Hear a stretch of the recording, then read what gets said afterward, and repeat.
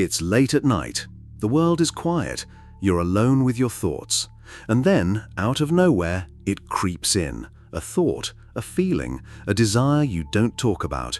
Not to your partner, not to your friends, maybe not even to yourself. It's raw, unfiltered, maybe even a little unsettling. You push it away, you scroll past it, you tell yourself it's not who you are. But what if that hidden part of you, the one you've buried deep, is the key to unlocking who you're meant to be? What if the thing you're most afraid to face is the very thing that could set you free? Today, we're diving into one of the most profound and misunderstood ideas from Carl Jung, the sexual shadow. This isn't just about sex. It's about the parts of you that society, culture, or even your own mind told you were wrong, dirty, or dangerous. It's about the desires you've suppressed, the vulnerabilities you've hidden, and the cost of keeping them locked away.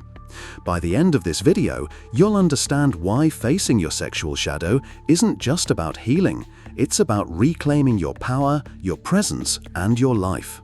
So stick with me. This journey might be uncomfortable, but it's going to change the way you see yourself. Let's get started. Carl Jung was a Swiss psychiatrist who didn't just study the mind, he mapped the soul. Unlike his mentor Sigmund Freud, who focused heavily on repressed sexual urges as the root of all psychological issues, Jung took a broader, more spiritual approach. He believed that every human being carries a shadow, a hidden part of the psyche filled with everything we've pushed away. This includes our fears, our insecurities, our anger, and yes, our deepest desires, especially those tied to sexuality. The shadow isn't just a collection of bad traits. It's everything we've deemed unacceptable, whether because of upbringing, culture, or personal shame. For Jung, the shadow is like an underground river, out of sight, but always flowing, always influencing how we move through the world. And when it comes to the sexual shadow, we're talking about something even more complex. This isn't just about lust or physical attraction. It's about the raw instinctual energy that shapes who we are, how we connect, and what we fear most about ourselves. Let me ask you something. Have you ever felt a desire you couldn't explain? Maybe it showed up in a dream that left you rattled, or a fleeting thought you immediately pushed away. Maybe it's a fantasy you've never shared, or a feeling that makes you question who you are. That's your sexual shadow speaking. And here's the thing. Jung didn't say it was evil. He didn't say you should destroy it. He said something far more radical. You need to integrate it. Because if you don't, it will integrate you in ways you won't see coming. Now, before we go deeper, let's be clear. This video isn't about indulging every impulse or throwing out morality. It's about understanding what's driving you beneath the surface. It's about why you keep repeating patterns in relationships, why you feel numb in moments that should feel alive, or why you're drawn to people or experiences that confuse you. Jung believed that what we don't make conscious becomes our fate, and nowhere is that truer than with our sexuality. So let's unpack what the sexual shadow really is, and why it's the key to becoming whole. So, what is the sexual shadow? It's not just about secret fantasies or repressed urges, though those can be part of it. The sexual shadow is every part of your sexuality that you've been taught to hide. It's the attraction you felt as a teenager that someone called wrong. It's the vulnerability you buried because it felt too risky. It's the power you craved but were told was too much. It's the shame you carry for wanting something society says you shouldn't. Let me break it down with an analogy. Imagine your psyche as a house. The rooms you show the world are clean, organized, well lit, the good parts of you. But there's a basement, locked and forgotten, where you've stored everything you didn't want to deal with. That's where your sexual shadow lives. And just because the door is locked doesn't mean it's gone. It's still there, whispering, knocking, sometimes banging on the walls. Jung believed that this shadow forms early in life. Think about it. As kids, we're curious, unguarded. We feel things deeply, attraction, curiosity, even power. But the moment those feelings are met with shame, silence, or punishment, we learn to split ourselves. We push those parts underground. A little girl who's told her curiosity about her body is dirty. A boy who's mocked for showing softness. A teenager who's shamed for their desires. These moments don't just disappear, they become part of the shadow. And here's where it gets tricky. The shadow doesn't stay quiet. It shows up in ways you might not recognize. Maybe you're drawn to people who embody the freedom you've suppressed. Maybe you judge others harshly for expressing what you've buried. Or maybe you feel disconnected during intimate moments, like a part of you is missing. That's the sexual shadow at work. It's not just about sex, it's about identity. It's about the parts of you that were never allowed to be real. Let's get personal for a second. I remember a time in my own life when I felt this disconnection. I was in a relationship that looked perfect on paper, great partner, great chemistry, but something was off. I couldn't feel present. Every time we were intimate, I felt like I was performing, not connecting. It wasn't until I started exploring Jung's ideas that I realized I was carrying a shadow I hadn't faced. I'd been taught that certain desires were too much or not normal. I buried them, but they didn't go away. They just made me feel split in two. That's what the sexual shadow does. It creates a divide between who you are and who you think you should be. And that divide, it's exhausting. It's why so many of us feel tired, not just physically, but emotionally, spiritually. We're spending so much energy keeping parts of ourselves hidden that we don't have any left to truly live. Now, let's talk about what happens when you ignore your sexual shadow. Jung had a saying, "What you resist persists." And when it comes to the shadow, what you repress doesn't just persist, it amplifies. It becomes louder, messier, more chaotic. Here's how it shows up. Maybe you find yourself obsessed with someone who represents everything you've suppressed: freedom, confidence, raw desire. You don't just want them, you're fixated. Or maybe you keep sabotaging relationships, pushing away people who get too close because intimacy feels like a threat. Maybe you feel shame after every intimate moment, even when it's consensual and loving. Or maybe you've gone numb. Sex feels like a chore, a performance, something you do to check a box. These aren't random quirks, they're signals. Your shadow is trying to get your attention. And if you keep ignoring it, it doesn't just knock, it breaks down the door. Jung called this fate. The parts of you that you don't make conscious will control you in ways you can't predict. Let's look at some real-life examples to make this concrete. Sarah was a 32-year-old marketing executive, polished and successful. On the outside, her life was perfect: a great job, a loving husband, a beautiful home. But inside, she felt empty. In therapy, she admitted she'd always felt ashamed of her sexual fantasies. Growing up in a strict household, she was taught that desire was sinful, so she buried it. But those fantasies didn't disappear. They showed up in her dreams, in moments of guilt, in a constant sense that she was faking her life. When she finally started exploring those feelings in therapy, she realized her numbness wasn't about her marriage. It was about her disconnection from herself. Michael, a 28-year-old software engineer, had a different experience. He was addicted to fleeting, meaningless hookups.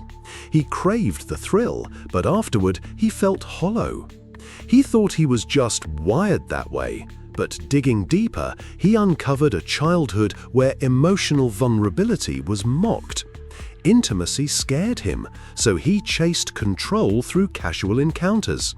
His shadow wasn't just about sex, it was about a fear of being seen. These stories show how the sexual shadow operates. It's not just about what you want, it's about what you've been taught to reject. And that rejection creates patterns: obsession, avoidance, shame, numbness.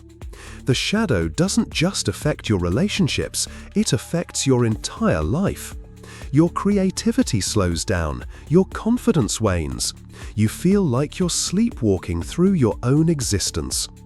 Jung warned that this disconnection is a kind of psychic splitting. You're not just hiding your desires, you're hiding your life force. That's why facing the shadow isn't just about healing old wounds. It's about reclaiming your vitality, your presence, your ability to feel alive. So, how do you face your sexual shadow? How do you take something that feels so raw, so frightening, and turn it into something that heals you? Jung's answer was simple, but not easy. Make the darkness conscious. This doesn't mean acting on every impulse or throwing out your values. It means starting a conversation with the parts of you that you've ignored. Here's how you can start. Step 1. Name it. The first step is to acknowledge what you've buried. This might sound scary, but it's just about being honest. Ask yourself, what desires have I pushed away? What fantasies make me uncomfortable? What parts of my sexuality do I judge? You don't have to act on these feelings, just name them. Write them down in a journal. Say them out loud to yourself. The act of naming takes away the shadow's power to control you unconsciously. Trace the roots. Next, ask, where did I learn to hide this part of myself? Was it a parent who shamed you? A cultural message that labeled your desires as wrong? A traumatic experience that made vulnerability feel unsafe? Understanding the origin of your shadow helps you see it's not your fault, it's a response to your environment. Step 3. Feel without judgment. This is the hardest part. Instead of suppressing or acting on your desires, just feel them. Sit with them. Let them exist without labeling them as good or bad. This might mean meditating on a fantasy that scares you or noticing how shame feels in your body. The goal isn't to fix these feelings, it's to let them breathe. Finally, find safe ways to express what you've uncovered. This could mean talking to a therapist, confiding in a trusted partner, or exploring your desires through art, writing, or movement. Integration doesn't mean indulging every impulse, it means giving your shadow a voice so it doesn't have to scream. Let me share another story to show what this looks like. Emma, a 40-year-old teacher, always felt disconnected during sex. She loved her partner, but felt like she was going through the motions. Through journaling, she realized she'd internalized messages from her religious upbringing that pleasure was selfish. She started small, talking to her partner about her feelings, exploring what she actually wanted, not what she thought she should want. Over time, she found herself more present, not just in intimacy, but in her entire life. Her shadow wasn't a monster. It was a part of her that just wanted to be heard. Integration is about bringing all parts of you into the light. It's not about becoming perfect, it's about becoming whole. And when you do that, something incredible happens. You stop fearing yourself. You stop apologizing for being human. You start showing up fully in your relationships, your work, your life. Let's zoom out for a moment. The sexual shadow isn't just personal, it's cultural. We live in a world that's obsessed with sex, but terrified of its truth. Think about it. Sex is everywhere. Ads, movies, social media. It's used to sell cars, clothes, even toothpaste. But when it comes to real conversations about desire, vulnerability, or shame, we're silent. We're bombarded with images of perfect bodies and curated relationships, but we're rarely taught how to connect with our own inner world. This creates a paradox. Society hypersexualizes us while keeping us emotionally sterile. We're encouraged to perform sexuality, but not to feel it. We're taught to chase desire, but not to understand it. And the result? A world full of people who are disconnected from themselves. Jung would say this isn't an accident. A fragmented person is easier to control. When you're cut off from your own desires, you're more likely to seek validation from external sources, products, likes, attention. The shadow becomes profitable, but it also becomes painful. I've seen this in my own life. For years, I chased the perfect image, perfect body, perfect relationship, perfect life. But the more I performed, the emptier I felt. It wasn't until I started questioning those external messages. Why do I feel like I have to look a certain way? Why do I feel ashamed of my own desires? That I began to reclaim my power. This is why Jung's work is so radical. He didn't just want us to heal ourselves, he wanted us to see through the systems that keep us fragmented. Facing your sexual shadow isn't just about personal growth. It's about breaking free from a culture that profits from your disconnection. So, what happens when you face your sexual shadow? You don't just heal, you transform. You reclaim your power. Not the power to dominate or control, but the power to be present, to be real, to connect with others without fear or shame. When you integrate your shadow, you stop chasing empty validation. You stop settling for relationships that feel lifeless. You stop shrinking your desires to fit someone else's idea of who you should be. Instead, you start living from your core, from your soul. This is what Jung meant by wholeness. It's not about being perfect or pure. It's about embracing the full spectrum of who you are, the light and the dark, the desire and the fear, the strength and the vulnerability. When you do that, you become unstoppable, not because you've erased your flaws, but because you've stopped running from them. I want to share one final story. Attractive. David, a 45-year-old lawyer, spent years feeling trapped in a cycle of shame. He was attracted to strong, confident women, but he judged himself for it, thinking it made him weak. Through therapy and journaling, he traced this back to a childhood where his father mocked any sign of softness. Facing his shadow meant admitting he craved connection, not control. He started small, opening up to his wife about his fears, exploring what vulnerability meant to him. Over time, he didn't just transform his marriage, he transformed how he showed up in the world. He was more confident, more creative, more alive. That's the gift of facing your shadow. It's not just about sex, it's about life. It's about waking up to who you really are and living without apology. So, here's the takeaway. Your sexual shadow isn't something to fear or fix, it's something to face. It's the part of you that's been waiting to come home. Every desire you've buried, every vulnerability you've hidden, every shame you've carried, it's all part of your humanity. And when you start to listen to it, to dialogue with it, you don't just heal, you become whole. This journey isn't easy. It requires courage to ask the hard questions. What have I buried? What has it cost me to keep it hidden? But the reward is worth it. You'll feel more present in your relationships, more alive in your body, more connected to your soul.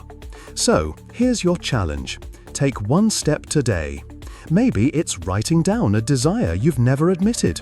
Maybe it's talking to a therapist or a trusted friend. Maybe it's just sitting with yourself and asking, what am I afraid to feel? Whatever it is, start now, because the longer you wait, the louder your shadow will get. If this video resonated with you, hit the like button, subscribe, and share it with someone who needs to hear this. Let's start a conversation about what it means to be whole.